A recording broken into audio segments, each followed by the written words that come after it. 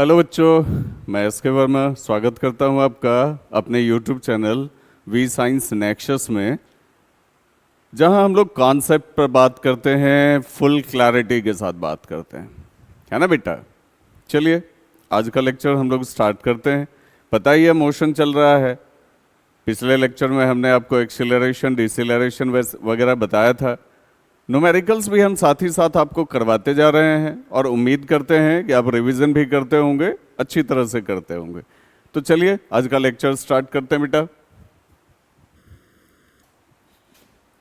आज हम लोग बात करेंगे इक्वेशंस ऑफ मोशन की, है ना। किसकी बात करेंगे बेटा? इक्वेशंस ऑफ मोशन की बात करेंगे। तो तीन इक्वेशन ऑफ मोशन है, ठीक है। एक है v is equal to u plus a t, एक है s is equal to u t plus half a t square, और एक है v square is equal to u square plus 2as, ठीक है। तो टोटल कितने इक्वेशंस हो गए बेटा? तीन इक्वेशन हो गए। अब देखिएगा, the three equations of motion of a body moving along a straight line with uniform acceleration, ठीक है। बॉडी जब स्ट्रेट पाथ में चलती है, यूनिफॉर्म एक्सीलरेशन के साथ चलती है, तो वहां तीन इक्वेशंस यूज किए जाते हैं डिफरेंट वैल्यूज को कैलकुलेट करने के लिए। अब यहां समझिए, u तो आप समझ ही रहे हैं, इनिशियल वेलोसिटी है। v आप समझ रहे हैं, फाइनल वेलोसिटी है।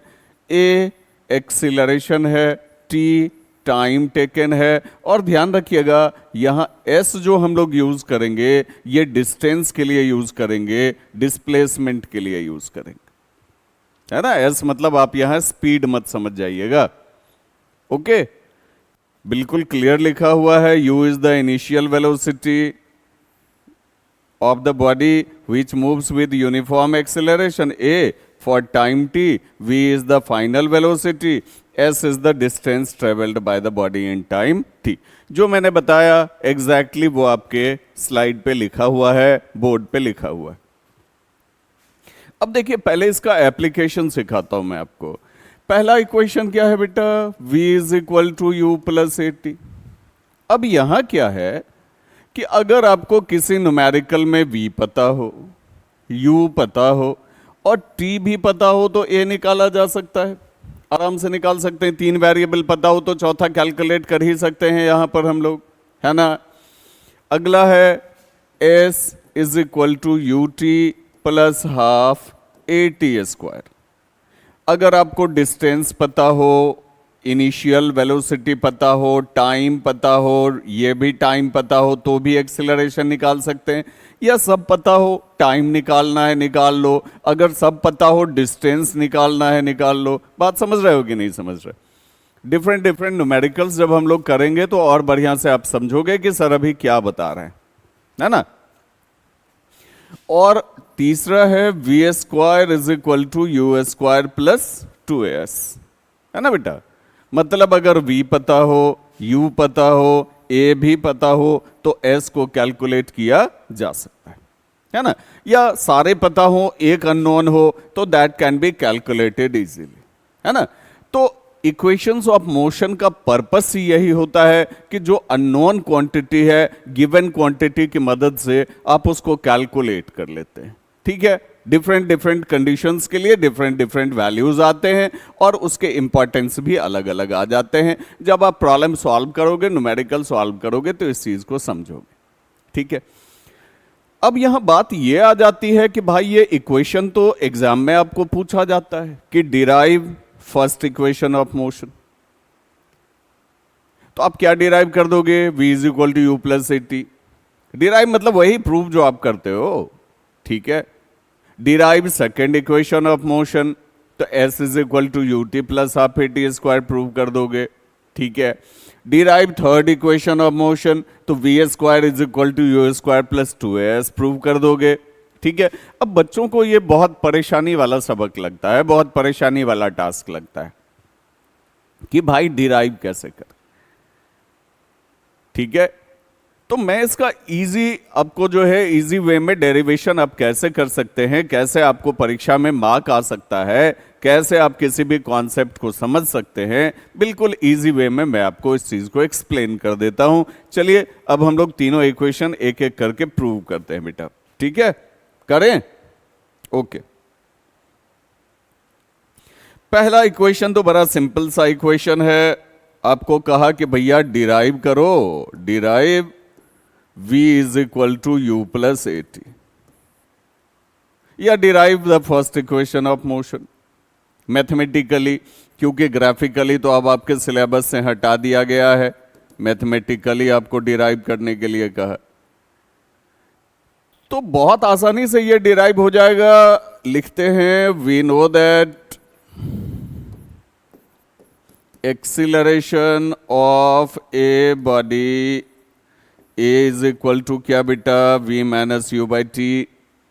जब आप इसको सॉल्व करते हैं तो आपको आ जाता है, मतलब क्रॉस मल्टीप्लाई कर लो सर, तो v minus u is equal to a t आ जाता है, इधर वाला माइनस है उधर चला जाएगा, प्लस हो जाएगा, तो v इज इक्वल टू आ जाएगा u plus a T. That's it, it's derived. Very easy, बहुत आसानी से बन गया है ना। एक्सेलरेशन का फॉर्मूला आप जानते ही हो, a is equal to v minus u by t होता है। क्रॉस मल्टीप्लाई कर लो सर, क्रॉस मल्टीप्लाई करने के बाद आपको v is equal to u plus a t derive हो जाता है। क्लियर? तो ये हो गया फर्स्ट इक्वेशन ऑफ मोशन, आप इस तरह से डिराइव कर लेना। अब आपको सेकेंड इक्वेशन ऑफ मोशन कह रहा है प्रूव करने के लिए s is equal to u t plus half a t square. इसको कैसे डिराइव करेंगे? तो आपको याद होगा कि हम लोगों ने वेलोसिटी की बात की थी, एवरेज वेलोसिटी की। तो average velocity is equal to क्या होता है बेटा, total displacement by total time taken होता है। तो इसको क्या लिख सकते हैं बेटा, s बाई टी लिख सकते हैं, क्योंकि हमने क्या कहा इक्वेशन में s जो है वो डिस्टेंस को रिप्रेजेंट करेगा, डिस्प्लेसमेंट को रिप्रेजेंट करेगा, स्पीड को रिप्रेजेंट नहीं करेगा। ठीक है, तो आराम से s बाई टी लिखा जा सकता है। और हमने आपको एक चीज और बताया था कि एवरेज वेलोसिटी जो है वो u plus v by two भी होता है। ठीक है, मतलब हम लोग यहां क्या लिख सकते हैं, हम लोग यहां लिख सकते हैं s by t is equal to u plus v by two, average velocity is equal to u plus v by two. आराम से लिख सकते हैं, समझ रहे हो? अरे एवरेज, हाँ बिल्कुल लिख सकते हैं। Total displacement by total time taken है, तो s बाई टी हो गया, और एवरेज वेलोसिटी का दूसरा कॉन्सेप्ट हो गया u plus v by two. ठीक है, या तो जब आपको डिस्प्लेसमेंट दिया हुआ है तो total displacement by total time taken कर लो सर, या u और v दिया हुआ है तो u plus v by two कर लो सर। ठीक है, तो हम लोग average velocity is equal to u plus v by two लिख सकते हैं कि नहीं लिख सकते हैं, बताइए जरा सर। आराम से लिख सकते हैं। अब कहोगे सर ये क्यों बता रहे हैं, ये इसलिए बता रहे हैं क्योंकि इसी से हम लोग सेकंड इक्वेशन भी प्रूव कर लेंगे बेटा, थर्ड इक्वेशन भी प्रूव कर लेंगे। मामला समझ में आया कि नहीं आया? Average velocity is equal to total displacement by total time taken, उसको और क्या लिखा जा सकता है, s बाई टी, और s by t is equal to u plus v by two. समझ रहे हैं? Initial velocity plus final velocity by two. अगर आपको इसमें समझने में परेशानी हो रही है तो एवरेज वेलोसिटी का कॉन्सेप्ट का लेक्चर जो है वो ऑलरेडी चैनल पे पड़ा हुआ है, आप वहां जाके देख लें। इसको होता है, दोनों मैंने बताया हुआ है, total displacement by total time taken या फिर u plus v by two, तो दोनों इसी का फॉर्मूला है। आराम से हम इसको जो है इस तरह से रिप्रेजेंट कर सकते हैं, average velocity is equal to u plus v by two. Okay बेटा, अब चलिए हम लोग जिसको प्रूव करने वाले थे उसको प्रूव करते हैं, आराम से प्रूव करते हैं। s is equal to u t plus half a t square prove करना है। तो हम लोग जानते हैं, we know that average velocity is equal to u plus v by two. जानते हैं बेटा, एवरेज वेलोसिटी को क्या लिख सकते हैं, displacement by time, total displacement by total time taken is equal to u plus v by two. अब आप क्या करो ना कि यहां v का वैल्यू पुट कर दो। अभी आपने तुरंत तुरंत निकाला है, v इज इक्वल टू क्या निकाला बताओ जरा सा, u plus a t. v is equal to u plus a t, तो v की जगह वही वाला वैल्यू पुट कर देना है बेटा, u plus a t prove कर देना है, पुट कर देना है। तो s by t is equal to u plus a t by 2 हो गया। अरे v की जगह वैल्यू रख दिया u प्लस ए टी, जो आपने फर्स्ट इक्वेशन में अभी प्रूव किया था, ठीक है। चलिए आगे बढ़ते हैं। तो s by t is equal to हो गया फिर 2u plus a t by 2। बोलिए हुआ कि नहीं हुआ? बिल्कुल हो गया। आप कहोगे यस सर। अब ऐसा करते हैं बेटा, क्रॉस मल्टीप्लाई कर लेते हैं, या फिर खाली t से उसको मल्टीप्लाई कर देते हैं। नहीं, चलो जो आपके लिए आसान हो वही करते हैं। 2s is equal to 2ut plus a t square, सही है ना? क्रॉस मल्टीप्लाई कर दिया ना t से इसको, तो 2ut हो गया, ए टी स्क्वायर हो गया। अब s इज इक्वल टू ये 2 उधर जो है डिवीजन फैक्टर बन के चला जाएगा, तो ut plus a t square, 2ut plus a t square by 2 हो जाएगा। और s इज इक्वल टू क्या हो जाएगा बेटा, तो 2ut by 2 plus a t square by 2, ठीक है। अब यहां 2 और 2 कैंसिल हो गया, तो s इज इक्वल टू क्या प्रूव हो गया बेटा, ut plus a t square by 2, जिसको हम लोग हाफ ए टी स्क्वायर भी लिख सकते हैं। समझ में आ गया? सेकंड इक्वेशन भी डिराइव हो गया सर आपका। देख लीजिए, फिर से देखिए। Average velocity is equal to आप क्या जानते हैं, u plus v by 2। Average velocity is equal to total displacement by total time taken is equal to u plus v by 2।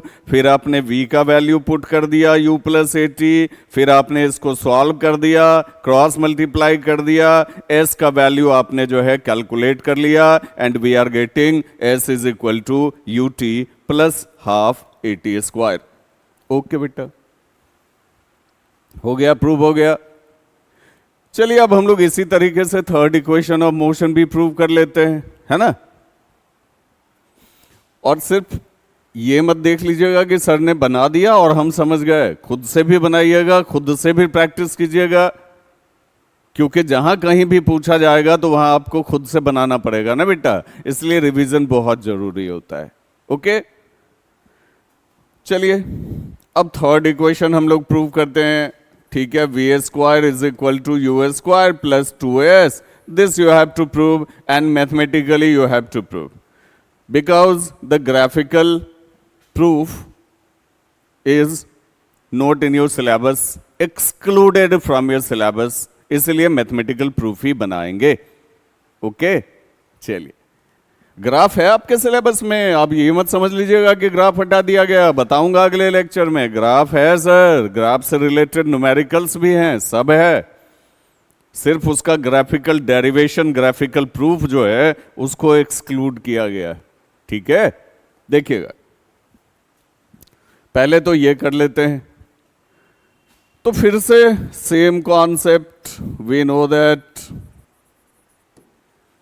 Average velocity is equal to u plus v by 2, arithmetic mean of initial and final velocity of a body. Okay बेटा, अब average velocity total displacement by total time taken is equal to u plus v by 2 हो गया। अब इस बार क्या करो, पिछले बार तो आपने v का वैल्यू दे दिया था कि नहीं दिया था, सेकेंड इक्वेशन जब प्रूव कर रहे थे। अब थर्ड इक्वेशन प्रूव करो तो यहाँ t का वैल्यू दे दो आप, और t का वैल्यू होता है v minus u by a is equal to u plus v by 2। अब कहोगे सर ये कहां से ले आए, t का ये वैल्यू कहां से आपने कैलकुलेट कर लिया? वेरी इजी बेटा, आप जानते हो कि v is equal to u plus a t होता है, तो v minus u is equal to a t हो गया, v minus u by a is equal to t हो गया, तो t इज इक्वल टू देखो क्या आ गया, देखो v माइनस यू बाई ए आ गया, एंड वही हमने यहां लिखा है, the value, the same value of t is represented here, is put here. Okay बेटा, चलो अब आगे कैलकुलेट करते हैं, तो यहां हमको आ गया s is equal to v minus u by a. ठीक है, इसका मल्टीप्लिकेशन फैक्टर हम लोग इसका कन्वर्ट करते हैं, तो ये हो जाएगा s into a minus b, a by b minus u. बोलिए होगा कि नहीं होगा? अभी ये डिवीजन फैक्टर है, मल्टीप्लिकेशन में इसका रेसिप्रोकल हो जाएगा। देखिए कैसे, s into a by b minus u is equal to, इधर क्या आ गया बेटा, u plus v by two. सही है ना? अब यहां क्या आ रहा है, a s by v minus u is equal to u plus v by two. अब एक बात बताइए, u प्लस वी है, यहां v माइनस यू है, तो u प्लस वी को हम लोग v प्लस यू भी तो लिख सकते हैं, v प्लस यू भी तो लिख सकते हैं, बाई टू हो गया। क्रॉस मल्टीप्लाई कर दो ना sir, v square minus u square is equal to 2s। सही है ना बेटा? इधर जो ये माइनस है उधर भेजो, प्लस कर दो इसको, v square is equal to u square plus 2s, and hence the third equation of motion is also derived. समझ में आ गई बात? सेकेंड इक्वेशन डिराइव करना है तो v का वैल्यू पुट कर लो सर, और थर्ड इक्वेशन डिराइव करना है तो t का वैल्यू पुट कर लो, और t का वैल्यू मैंने कैलकुलेट करके बताया, v माइनस यू बाई ए। आगे सॉल्व करते हैं, इसका जैसे ही रेसिप्रोकल करेंगे, मल्टीप्लिकेशन में लेके जाएंगे, तो a by v minus u हो जाएगा, तो a s by v minus u is equal to u plus v by two हो गया। उधर तो जो चल रहा है वही चल रहा है। ठीक है, इधर u प्लस बी को हम लोग v प्लस यू कर सकते हैं, देन आफ्टर आप क्रॉस मल्टीप्लाई कर लो, a plus b into a minus b, a square minus b square. In the same way v plus u into v minus u, v square minus u square is equal to 2as हो गया। Minus u square को उधर उठा के पटक दो, तो v square is equal to u square plus 2as derived हो गया ना बेटा। समझ में आ गई बात? बढ़िया से समझे? तो चलिए, खाली समझना नहीं है, इसको फिर खुद से बनाना भी है। तो यदि आपको मेरे पढ़ाने का तरीका बहुत ज़्यादा पसंद आ रहा हो तो निश्चित ही मेरे चैनल को सब्सक्राइब करें, वीडियो लेक्चर्स को लाइक कर दें बेटा, और बेल आइकन तो निश्चित ही प्रेस कर लें, ताकि जैसे ही कोई नया वीडियो लेक्चर अपलोड हो उसका नोटिफिकेशन आप तक पहुंच जाए। Best of luck, have a good day.